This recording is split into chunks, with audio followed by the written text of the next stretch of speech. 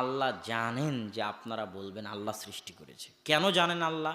আল্লাহ জানেন দেখেই আল্লাহর রাসূলকে বলতেছেন যে মোহাম্মদ সাল্লাল্লাহু আলাইহি সাল্লাম, মোহাম্মদ সাল্লাল্লাহু আলাইহি সাল্লাম আপনি ইহুদি খ্রিস্টানদেরকে গিয়ে জিজ্ঞেস করেন একটু যে আসমান জমিন কে সৃষ্টি করেছে। আপনি দেখবেন প্রত্যেক ইহুদি খ্রিস্টান আপনাকে বলবে যে আসমান জমিন আল্লাহ সৃষ্টি করেছে।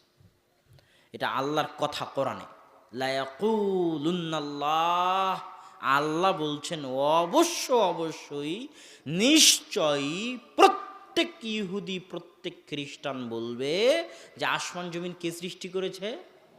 আল্লাহ সৃষ্টি করেছে। আল্লাহর এই কথার পিছনে যুক্তি আছে। কি যুক্তি?